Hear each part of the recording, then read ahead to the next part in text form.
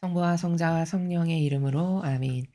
예수님과 어머니 하나 되신 성심을 통해 아버지의 뜻 안에서 기도드립니다. 사랑하는 하나님 아버지, 오늘도 저희들에게 이 빛의 나라, 이 진리의 세계를 가르쳐 주시는 사랑에 감사드립니다. 굳이 그 빛이 저희들의 모든 인간적 사고방식을 다 불살라버리고 아버지께서 가르쳐 주시는 신적인 사고방식으로 매 순간, 매 현순간, 그리고 매일 제 탄생이 이루어질 수 있게 축복하여 주시옵소서. 오늘도 저희들의 내적이고 외적인 모든 것을 하나도 남김없이 다 하나 되신 성심을 통해 아버지의 뜻에 봉헌드립니다. 저희들을 차지하시고 지배하시고 정복하시며 다스려 주시옵소서. 또한 대한민국을 포함한 인류에 난무하고 있는 이 전체주의, 그리고 이 공산주의, 그리고 이 카발 세력, 여기에 함께 동조하는 모든 프리메이슨이나 일루미나티와 같은 이게 검은 악의 모든 세력을 다 불살라 없애주시고 이제 아버지의 뜻, 진리, 이 신적인 질서가 이 나라를 포함한 전 세계의 주도적인 누구나 따라야 될 절대 가치요, 기준이요, 질서가 될 수 있도록 그런 날이 어서 빨리 돌아올 수 있도록 자비를 베풀어 주시옵소서. 이 모든 기도 우리 주 예수 그리스도의 이름으로 기도드리나이다. 아멘. 성부와 성자와 성령의 이름으로 아멘. 안녕하십니까. 하나님의 뜻 성교의 피아수녀입니다. 오늘도 여러분들과 함께 아버지께서 가르쳐 주시는 진리의 세계에 대해 함께 학습해 보겠습니다. 2022년 2월 3일 대중을 위한 메시지. 저 무리는 또다시 하느님 아버지의 성심이라고 알게 된 큰 불꽃을 봅니다. 하느님 아버지께서 말씀하십니다. 오늘 창밖을 바라보면 흩날리는 눈 때문에 새들이 새 모이통을 찾고 그 모이통 위에 계속 머무르기가 힘들다는 것을 볼 수 있다. 세상 또한 그러하다. 세속주의도 구원을 가로막는 이런 장애물들을 놓기 때문에 영혼들이 의로움의 길 위에 계속 머무르는 것이 어렵다. 영혼들은 반드시 새들처럼 의로움의 길을 찾고 그 길에서 계속 나아가겠다고 단단히 결심해야 한다. 이것은 쉬운 일이 아니다. 구원에 중요하지 않은 다른 걱정들이 길을 흐린다. 대부분의 영혼들은 아예 또는 더 이상 의로움의 길을 찾지 않는다. 이 구원의 길은 나를 기쁘게 하는 길, 곧 나의 계명들에 순종하는 길이다. 세상이 잘 보이지 않게 이 길을 가려놓았다고 해서 이 길에서 돌아서지 마라. 매 현순간 이 길을 찾아내어라. 이 길은 늘 존재한다. 영혼은 이 구원의 길을 찾아내어 이 길을 계속 가야 할 의무가 있다. 주님의 말씀입니다. 하느님 감사합니다.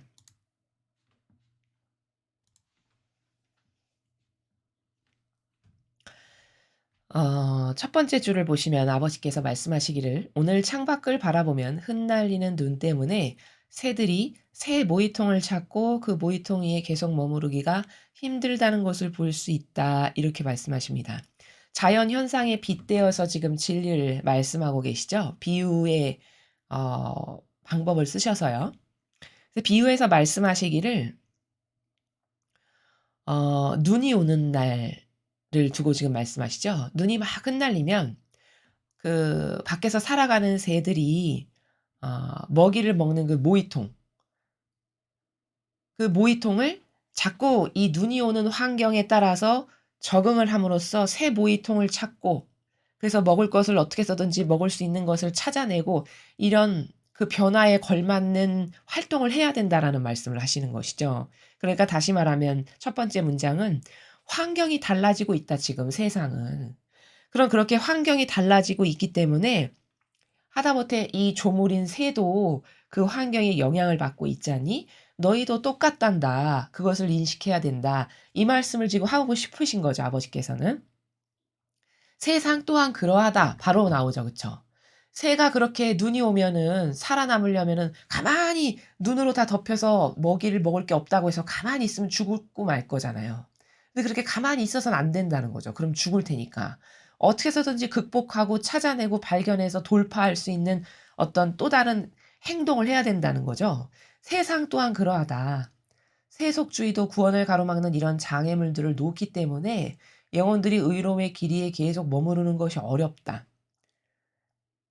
자, 그 작은 별것 아닌 아버지가 만드신 피조물인 새도 그렇듯이 너희도 여기 세속주의라는 단어가 보이시죠?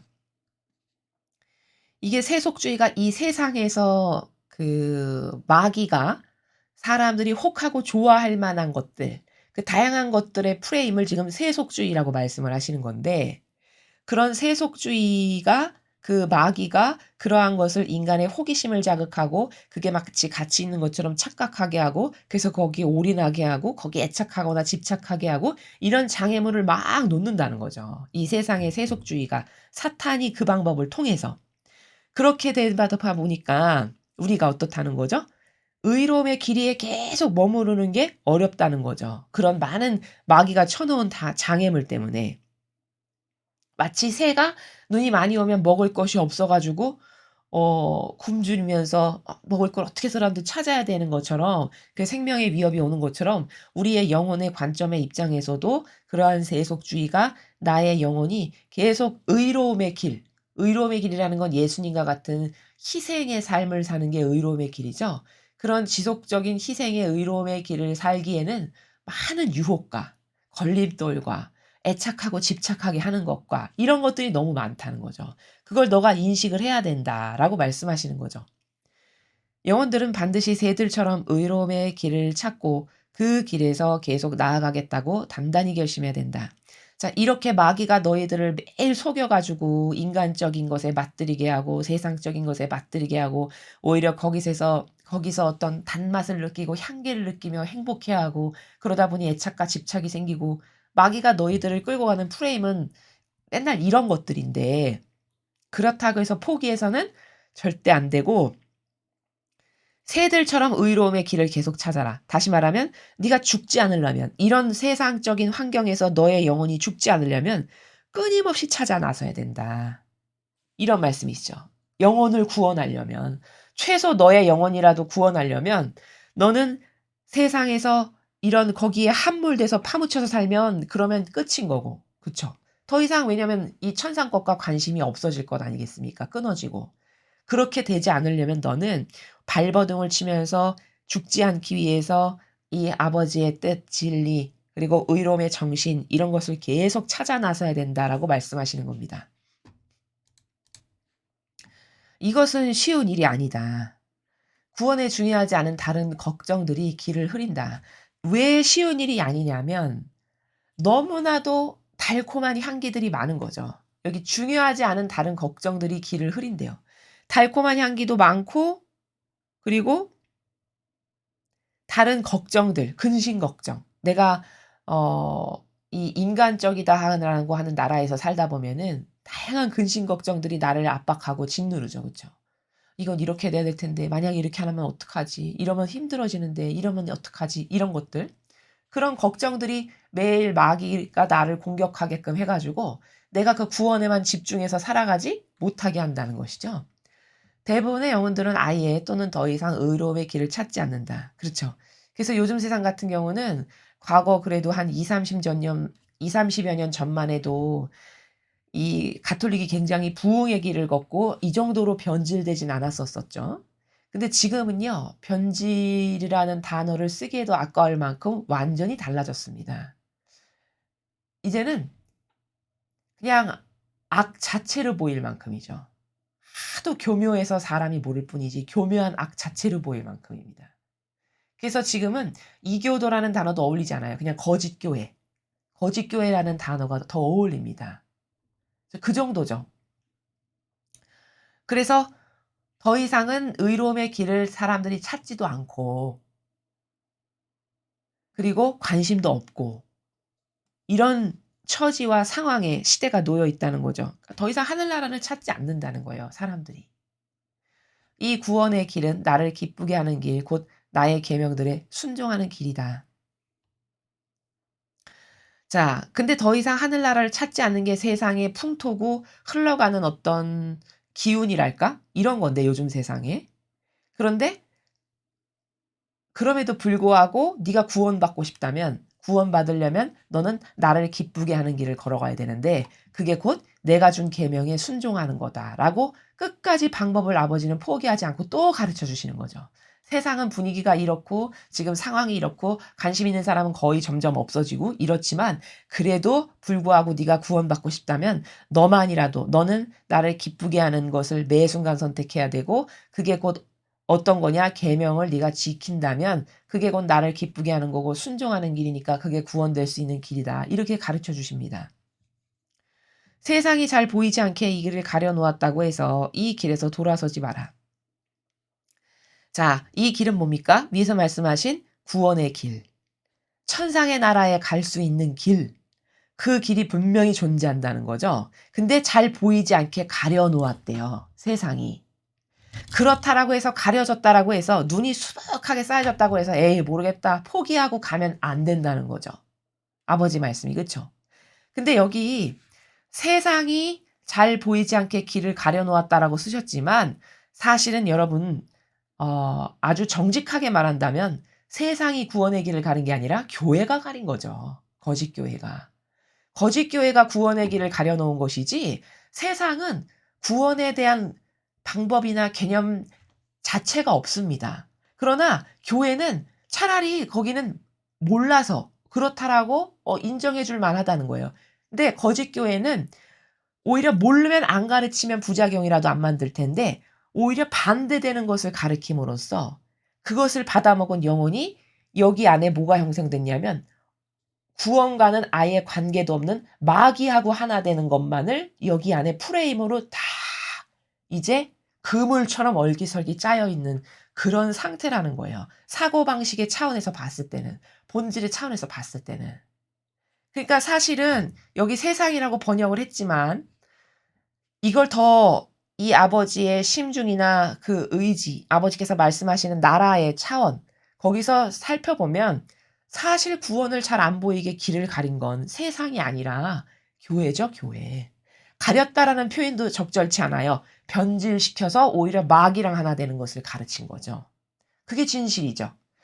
매 현순간 이 길을 찾아내어라. 그렇지만 너는 그렇다고 해서 포기하거나 물러서거나 돌아서지 말고 매 현 순간순간마다 이 길, 어떤 길? 구원될 수 있는 길. 그 길을 너는 찾아내야 된다. 끝까지. 이 길은 늘 존재한다. 자, 존재하니까 너는 힘들더라도 이 마지막 시대에 그 길을 찾는 게 힘들잖아요. 왜냐? 교회는 반대되는 마귀적 사고방식만 수천 년, 수백 년을 가르쳐 왔죠. 게다가 세상은 타락할 대로 타락해서 어느 곳 하나 정의나 공정이 있는 게 보여지지가 않죠. 어느 곳 하나도 내 마음을 편안하게 누일 수 있는 곳이 단 한 군데도 없습니다. 교회에 있나 뭐 세상에 있긴 하나 요즘은 가정공동체 안에서도 평화가 없죠. 지금 이런 처지예요. 이런 현실. 그렇지만 너의 모든 사방군데 모든 환경이 그렇게 다 악으로 가득 차고 악이 짜놓은 프레임에 모든 사람이 속아서 그 프레임 안에 갇혀서 살지만 그렇다고 해도 너는 그 길, 구원의 길이 반드시 존재하니까 너는 그걸 늘 찾아야 된다. 그걸 포기하거나 놓치면 안 된다. 이런 말씀을 하시는 겁니다. 영혼은 이 구원의 길을 찾아내어 이 길을 계속 가야 할 의무가 있다.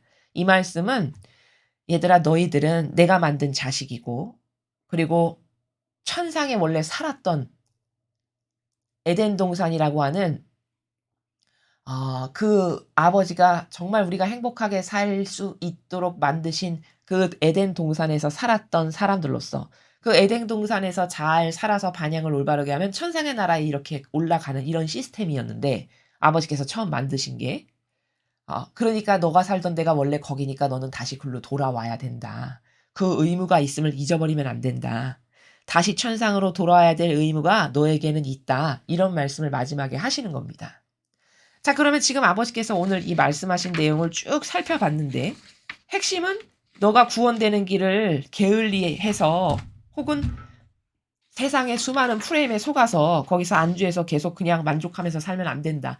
너는 힘들어도 의로움의 길을 선택해야 되고 그것을 발견해야 되고 추구해야 되고 자꾸 허리띠를 동여매면서 다시 새롭게 이렇게 해서 구원의 길을 놓치지 않고 너는 일평생 그걸 구현하는 데 있어서 너의 모든 에너지를 다 쏟아야 된다. 이런 말씀이시잖아요.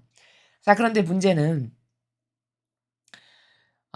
이런 길을 가는 즉 오늘 아버지께서 길이라는 단어를 구체적으로 쓰셨는데 그 천상의 나라와 소통하는 법.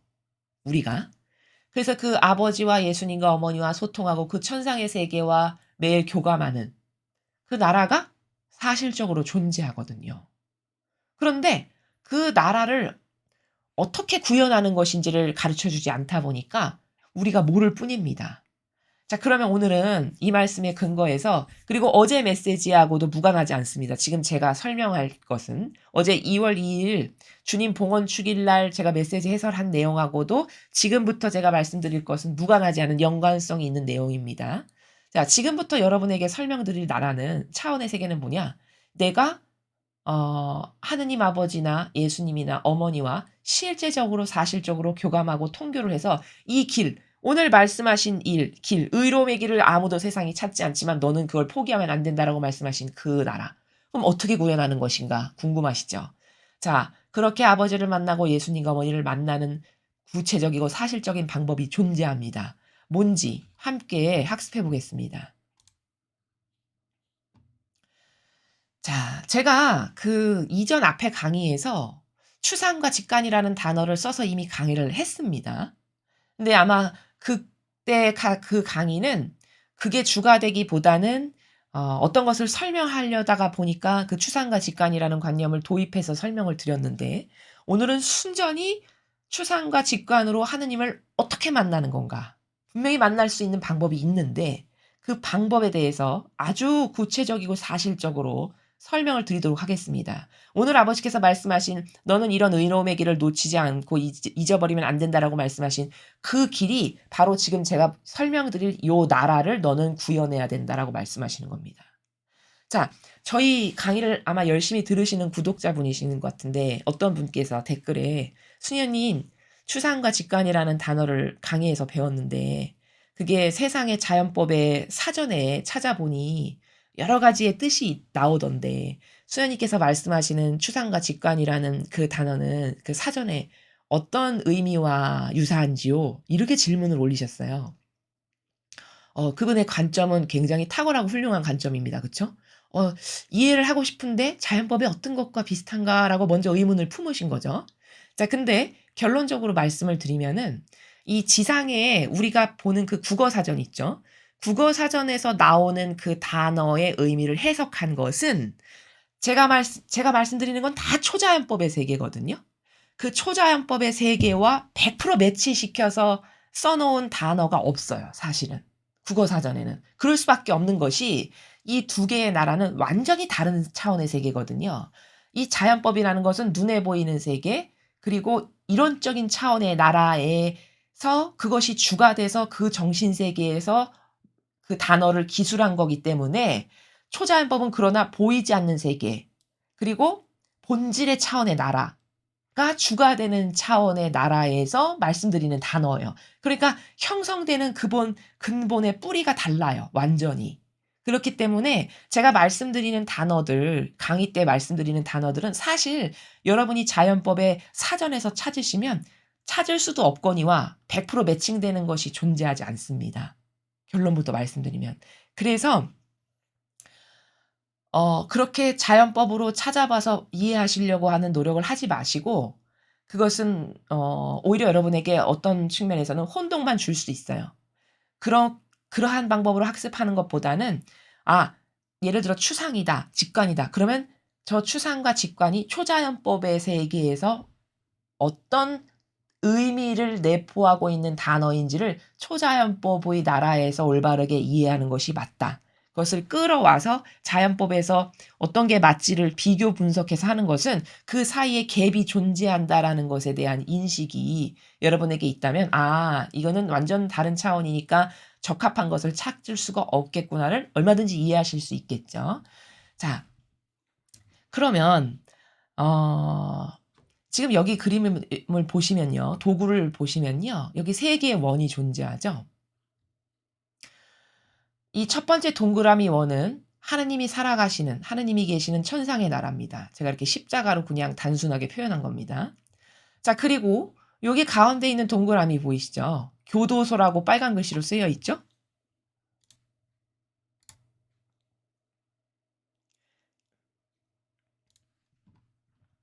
자, 여기 교도소.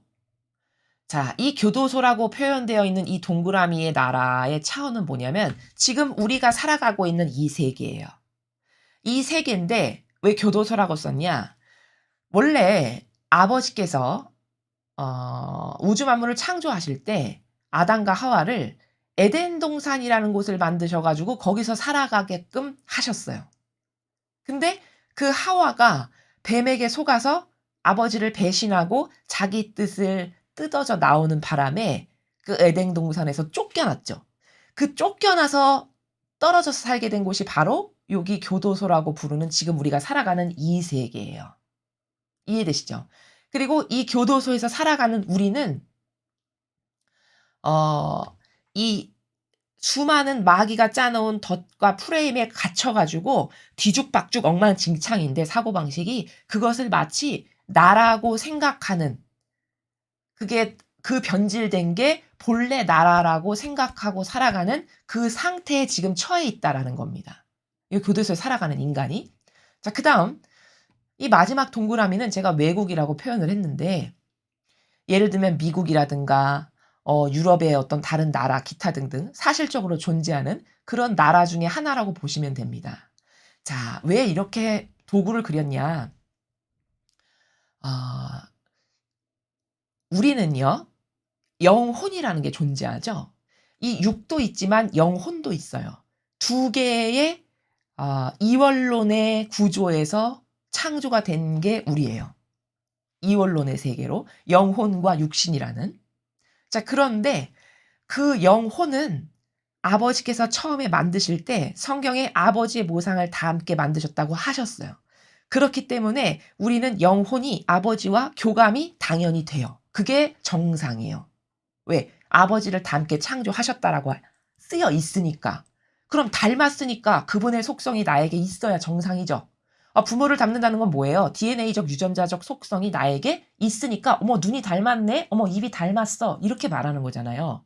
마찬가지로 하느님의 모상을 본따서 만들었다는 거는 아버지가 가지고 계시는 아름다운 많은 속성들이 사실은 나에게도 있다는 뜻이에요.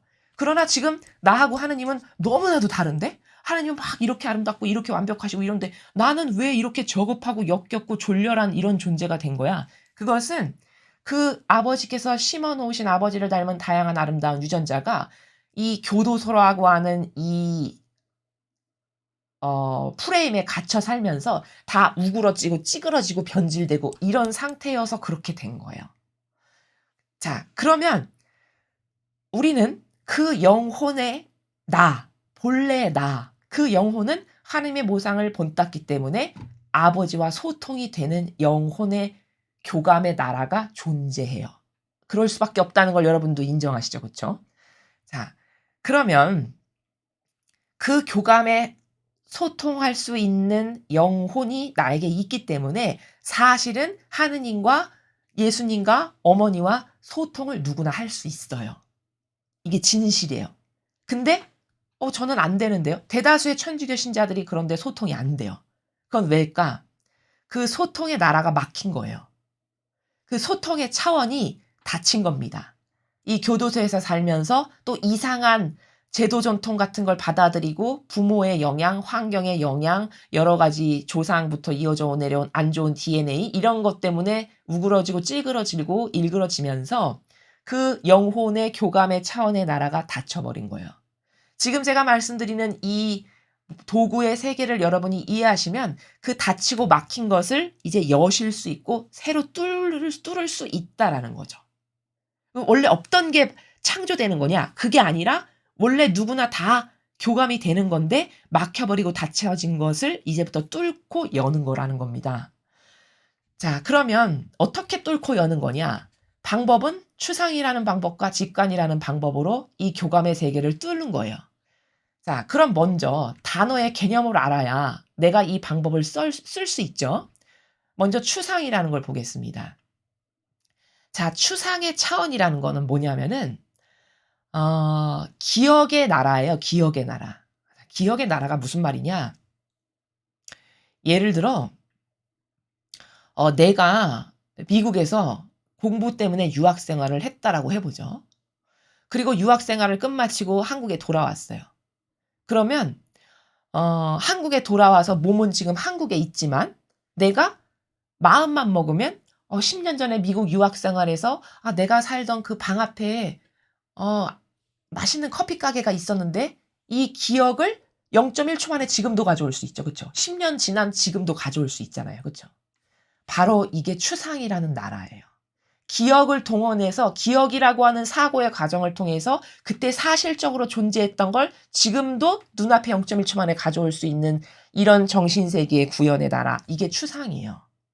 그래서 제가 여기 예시를 써놨는데 시골집에 대추나무는 무슨 말이냐면 옛날 살던 우리 집 마당에 대추나무가 있었다. 근데 대추가 막 이렇게 초록색 대추였는데 그게 잘 익으면은 점점 진 갈색으로 가면서 이렇게 쪼글쪼글해지고 하나 따먹으면 막 달고 맛있었고 이게 나의 어렸을 적의 추억의 정서 안에 있다. 그러면 추상을 통해서 내가 지금도 0.1초 만에 그 대추나무를 내 눈앞에 이렇게 가져올 수 있어요. 떠오르게 할 수 있어요. 그쵸? 이게 추상이라는 거예요. 그래서 또 하나의 예를 여러분에게 들면 여러분이 인터스텔라라는 영화를 보셨는지 모르겠습니다. 못 보신 분들은 인터스텔라라는 영화를 보시는 걸 저는 추천드려요. 이거 굉장히 좋은 영화라고 저희는 생각합니다. 이 감독님이 그런 세계관을 가지고 만드셨는지는 모르겠지만 이 안에는 하느님 아버지와 인간 사이의 관계가 그 사랑의 관계가 어떠한지가 녹아져 있어요. 아무튼 인터스텔라라는 영화를 보면은 대략적인 내용이 이제 막 황폐하고 식량도 떨어지고 없어진 이런 지구, 그런 지구에 살아가는 아버지와 딸이 있는데 그 아버지가 굉장히 유능한 우주와 관련해서 어떤 유능한 능력을 지닌 사람이에요. 그래서 이제 이렇게 이대로 가다가는 인류는 멸망할 텐데 우주로 날아가서 이 지구를 대신해서 다른 행성에서 좀 살아갈 만한 곳이 있는지 그런 어떤 탐사, 탐험 이런 것을 좀 해주기를 권고받아서 이 아버지가 그것에 응해서 결국에는 이제 떠나게 돼요. 우주의 나라로. 그리고 딸은 이제 지구에 있고 근데 그 딸이 굉장히 똑똑하고 영리해서 그런 그 우주적 세계를 수학적으로 풀어내는 이런 어떤 훌륭한 학자가 됩니다. 그런데 아버지가 떠나서 굉장히 오랜 시간이 지났는데도 돌아오지를 않아요. 그리고 이 딸은 지구에서는 또 나름대로 뭘 하고 있냐면 연구를 하는데 어떻게 하면 이 지구가 다시 이런 어떤 먹을 것도 넉넉하고 이런 환경 가운데서 살아가려면 어떻게 해야 될까를 또 나름대로 여기서 연구를 해요. 근데 그 영화에서 제가 지금 말씀드리고 싶은 핵심은 뭐냐면 그 아버지가 딸에게 시계를 하나 남겨두고 떠나거든요. 그런데 우주의 세계로 날아간 아버지가 그 딸에게 자기가 발견한 것을 알려줄 때 그 시계를 통해서 자신이 우주에서 그 지구를 위해서 발견한 것을 시계라고 하는 매개체를 통해서 이 딸에게 전달을 하거든요. 근데 그 딸이 그 시계를 보고서는 예전에 아버지와 가졌던 추억, 그 시계를 통해서 아버지가 이거 지금 이런 것은 무슨 의미다라고 말해줬던 내용, 이런 것을 추상을 하면서 유심히 보다가 아버지가 보내주신 이건 사인이구나라는 것을 깨닫게 되는 그런 어떤 장면이 있어요. 바로 그것도 그 시계라고 하는 과거의 아버지와 자기만의 둘 사이의 관계에서의 가지고 있었던 기억인 추상을 끌어와서 그래서 그것을 통해서 아버지가 주고자 하는 메시지인 진실을 발견하게 되는 요게 바로 시계가 매개체가 되는 요런 게 추상이라는 거예요. 이해가 되시죠? 그러니까 추상은 내가 과거 실제적으로 체험하고 경험했던 그 기억을 언제든지 맘만 먹으면 지금이라도 내 눈앞에 끌어올 수 있는 요 정신세계의 차원이 추상이다라는 겁니다. 자, 그리고 직관은 뭐냐? 직관이라는 거는 지금 추상은 외국에서 내가 살았을 때의 그 경험을 현재 내가 갖고 와서 기억작용을 통해 떠올리는 요 둘 사이의 관계라고 제가 설명드렸죠. 직관의 차원은 아버지가 살아가시는 하늘나라와 현재 내가 갇혀서 살아가고 있는 교도소인 이 세계 사이에서의 관계성에서 성립되는 나라가 직관이에요. 자, 그러면 직관이라는 건 뭐냐면 추상과 무관하지 않은 건데요. 예를 들면 아주 여러분이 이해하시기 쉽게 하려면 이렇게 설명할 수 있어요. 그 어떤 범죄 영화를 보면은 어떤 형사가 그 범죄 현장에서 뭘 이렇게 여러 가지 증거를 찾기 위해서 여러 가지 것들을 봤단 말이죠. 그리고는 지나갔어요, 별 대수롭지 않게. 그래서 조사를 막 하다 보니까 이 범인의 특징이 이렇다라고 하는 어떤 필 꽂히는 것이 하나 딱 자기에게 오니까 내가 그 범죄 현장에서 봤던 어떤 기억 하나가 유달리 도드라져서 생각이 나는 거예요. 그렇죠. 그러면 그 별것 아닌 것처럼 스쳐 지나갔던 그 범죄 현장에서의 그것이 더 그 속으로 파고 들어가고 파고 들어가고 파고 들어가서 자기의 기억을 막 떠올려서 파고 들어가서 생각하게 되죠. 그렇게 함으로써 스쳐 지나갔을 땐 못 봤는데 파고 들어가는 그 기억을 끌어올리는 사고의 과정을 통해서 '아, 그게 사실은 이거였구나.'라고 어떤 결정적인 근거를 획득하는 요런 포인트가 있죠, 범죄 영화를 보다 보면. 바로 그게 뭐냐, 그 기억의 한 조각인 추상을 가져와서 그것을 확대하고 확대하고 확대하고 확대하다 보니까 '아, 거기에 범인이 이런 의도를 갖고 이렇게 해서 그때 내가 본 모습이 이런 진실의 일부분을 본 거구나.' 이렇게 들어가서 실체를 확인하게 되는 것. 이게 직관의 나라예요. 이해가 되시죠? 그러니까 그 직관의 나라는 어 추상이라는 기억의 한 조각을 가지고 와서 그 부분을 확대하고 확대하고 더 내밀하고 세밀하게 계속 응시하고 응시하고 하다 보면 어느 순간 그 깊숙한 곳으로 확 들어가서 그것이 보이게 되는 그런 차원이 직관의 차원이라는 겁니다. 그래서 직관이라는 것은 어 현재에 벌어지고 있는 일들이지 막연하거나 없는 것이거나 이런 게 아니에요. 이 추상도 없는 것이 아니고 다 사실적인 것을 기반으로 하죠. 그쵸? 내가 외국에서 살았던 거, 내가 시골집에서 살았던 거 실제적으로. 그 영화도 아버지와 실제 이 시계를 가지고 대화를 나누고 살아갔던 나라, 이게 다 실제적으로 있는 것들이에요, 이 추상도. 직관도 그 실제적인 것을 끌어와서 그것을 더 확대하고 확대하고 확대해서 거기서 더 내밀한 진실을 파악하게 되는 이게 직관입니다. 그러니까 직관과 추상의 공통점은 뭐냐면 다 실제적인, 사실적으로 존재하는 것에 근거를 하고 근원을 둔 상태에서 추상과 직관을 하는 거다라는 겁니다. 그러면 요 직관의 차원은 성경에선 찾아보면 어떤 게 있냐면 다니엘이 그 바빌론으로 끌려갔는데 그 하느님 아버지께서 주시는 환시를 보죠. 그래서 이런 것, 이런 것, 이런 것을 그 다니엘서에 보면 다 적어 놨죠. 앞으로 이런 일이 벌어질 거고 뭐 세 개의 뿔이 있고 뭐 이런 내용 여러분이 아시는. 그게 다 뭐냐? 그게 직관의 차원에서 본 겁니다. 내밀하고 세밀하게 더 파고 들어가면 그것이 확대돼서 확 보이는 그 차원의 나라. 그게 직관의 세계예요, 다니엘이 본. 예를 들면 이사야서를 보면은 내 눈앞에 천상의 나라가 펼쳐졌는데 거기는 허연 옷을 입은 분이 좌정에서 앉아 계시고 뭐 커룹 날개에 6개 달린 커룹들이 막 날아다니고 뭐 "거룩하시도다, 거룩하시도다." 소리가 들리고 "누가 가겠느냐? 누가 이런 일을 하겠느냐." 하니까 "제가 있지 않습니까? 저를 보내십시오 아버지. 내가 이거를 봤다. 환시로." 이런 부분이 있죠, 이사야서에. 그 이사야 예언자가 그 환시로 본 그게 바로 뭐냐? 그게 바로 직관의 세계예요.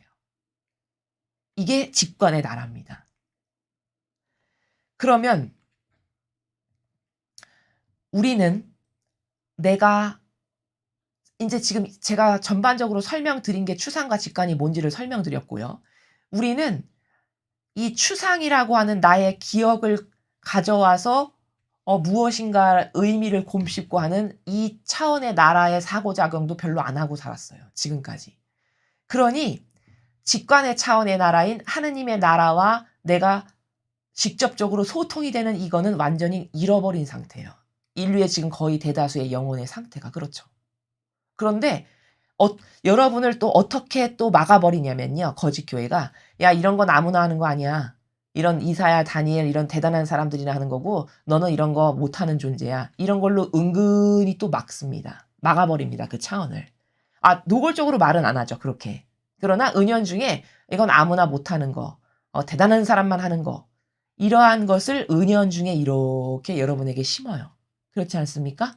그럼으로써 이건 나는 아예 안 되는 거야. 초반부터 닫아버리는 거죠. 그걸 사람이 하는 게 아니라 마귀가 그렇게 하는 겁니다. 이건요, 누구나 할 수 있는 거예요. 뚫리고 열리면.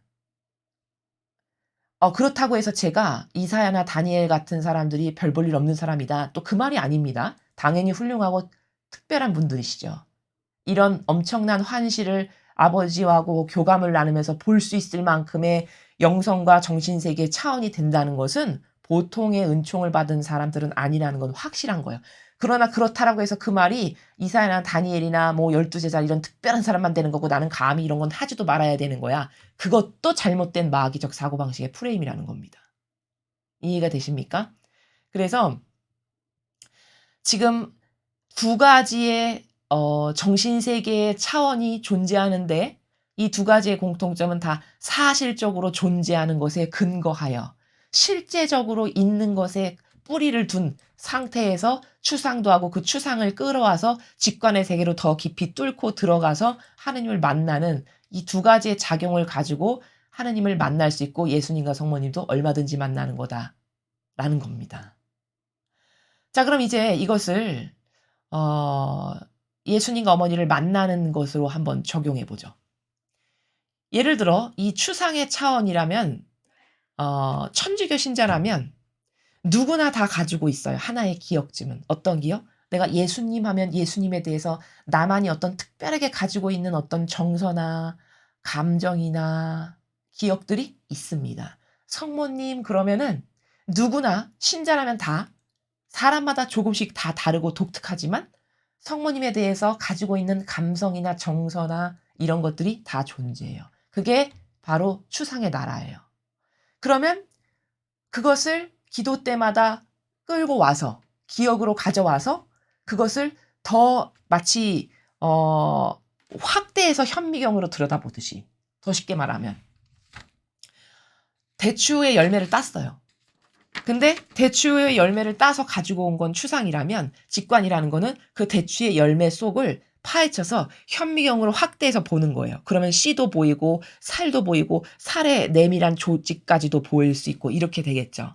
그렇게 해서 그 안으로 자꾸 파고 들어가고 파고 들어가고 파고 들어가게 되면 이제 직관의 차원의 나라가 열리는 거죠. 그래서 이사야처럼 어떤 환시를 보게 되는 거고 다니엘처럼 아버지가 주시는 환시를 보게 되는 거고 이렇게 되는 겁니다. 요렇게 해서 하느님과 혹은 예수님과 어머니와의 그 만남의 나라의 차원이 열리게 된다라는 거죠. 자, 근데 문제는 이 추상과 직관을 배우셨으면 여러분이 이것과 대비해서 반드시 아셔야 될 단어가 하나 있어요. 그게 바로 오른쪽에 보이시는 묵상이에요. 거짓 교회는 성경에도 없는 이상한 자기 생각 막 말한 다음에 끝에 자, 지금부터 묵상하겠습니다. 이렇게 이야기해요. 그쵸? 그러면 다 대다수의 신자분들 눈 감고 뭐 하냐? 그냥 뭐 잡생각 이것도 했다가 저것도 했다가 뭐 좀 기도도 했다가 졸리니까 졸기도 하다가 이렇게 하고 끝납니다. 거기서 뭔가 특별히 예수님과 어머니를 만나거나 어떤 빛으로 뭘 나에게 주셔가지고 이거구나 발견하게 되는 이런 작용이 없어요. 그건 뭐냐? 그 거짓 교회가 여러분을 이것을 영영 하지 못하게끔 잃어버린 세계로 고립시켜 버리려고 묵상이라는 단어를 일부러 쓰는 거예요. 묵상이라는 건 뭐냐면 막연함, 피상적, 형식적인 차원의 프레임에 영혼을 가두어 놓은 겁니다. 그러니까 자, 지금부터 묵상하겠습니다. 그러면은 뭘 묵상해야 될지 모르시겠죠, 사실 솔직히. 그리고 오늘 그 말씀을 읽었는데 묵상하라는 건 뭔가 거기서 뭘 발견하라는 건가? 이러고 다 자기 생각해요. 내가 생각했을 때 이런 게 좋았어. 내가 생각했을 때 오늘 이런 의미 있는 걸 발견했어. 예수님이 이렇게 하신 건 나에게 주신 거야. 각양각색의 천차만별의 다 자기 생각이 난무합니다. 이게 묵상의 나라예요. 그러니까 묵상의 나라가 맺는 열매를 제가 지금 대표적으로 2개를 여기 써놨는데 보시면 분신 가운데 기도하다가 졸다를 반복하는 열매를 맺게 하는 게 묵상이에요. 그렇죠. 이거 너무나 공감하실 겁니다.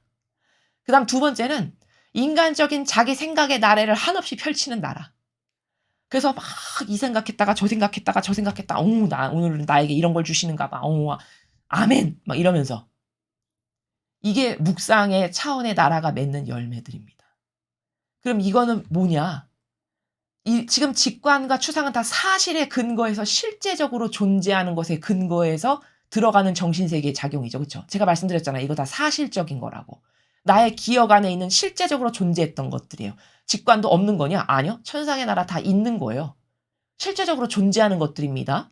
그 존재하는 것을 보게 되고 거기서 바라봄으로써 어떨 땐 말씀으로 들리기도 하고 이렇게 되는 거거든요. 이게 다 사실적인 것들이에요. 근데 묵상은 다 없는 거, 존재하지도 않고 있지도 않는 거, 그냥 막연하고 피상적이고 형식적이고 그런 것에서 뭘 묵상해야 될지도 모르겠는 그런 상태로 시간만 흘러가는 이게 묵상의 나라죠. 그래서 맺는 열매라고는 맨날 1번과 2번에 이런 열매만을 맺다가 끝나는 한평생 우리는 종교 생활을 지금 이 차원의 나라에서 여태까지 한 겁니다. 묵상이라는 나라에서. 이게 뭘까? 이게 마귀가 우리들의 영혼을 하느님과 이렇게 생동감 넘치는 교감의 나라로 가지 못하게끔 여기다가 막아놓은 거예요. 여기다 가둔 겁니다. 그걸 여태 모르고 우리가 활용당하고 살았던 거죠. 그래서 묵상이라는 단어조차도 쓰면 안 돼요. 이 악의 기운이 나에게 엄습할까봐 단어조차도 쓰면 안 됩니다. 그래서 저희는 기도 시간에 묵상이라는 단어 자체를 안 써요. 직관과 추상의 단어만 씁니다. 자, 지금부터 추상합시다. 지금부터 직관합시다. 이렇게 해야 돼요. 그게 맞는 겁니다. 그게 성경적인 거예요.